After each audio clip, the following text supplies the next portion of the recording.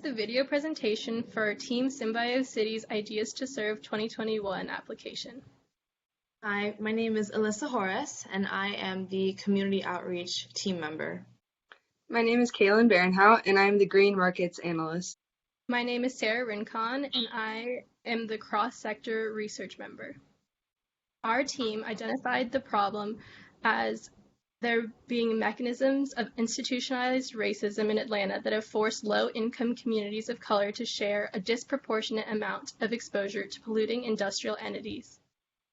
Understanding the challenge of environmental justice in Atlanta, one must understand that there is an uneven distribution of burden on communities with the least political power and socioeconomic power. This injustice comes as a result of a legacy of institutionalized economic and racial segregation, which can be illustrated by the construction of Interstate 20 and the segregation that resulted. After evaluating 8 types of pollution in 7 different demographics, the Green Law Report found that race is the demographic characteristic with the strongest correlation to pollution.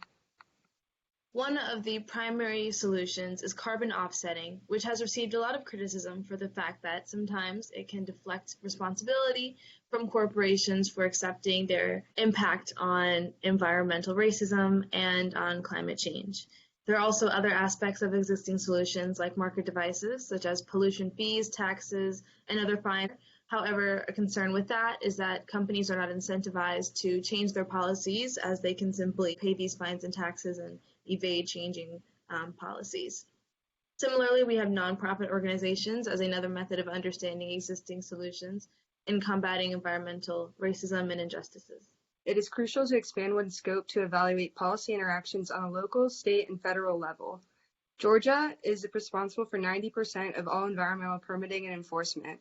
Thus, the EPA can further support Georgia in implementing environmental justice accountability measures through the provision of federal grant funds, technical assistance, and training. However, without the inclusion of industry and conversations surrounding environmental justice, economic development, and community impact, there is likely to entail misplacement of incentives in the creation of policy. Thus, there is a need to revitalize goals and open dialogue between the business sector and government. And beyond the realms of government and industry, there's a need for individual and community-level actors to create collective action surrounding environmental justice in Georgia.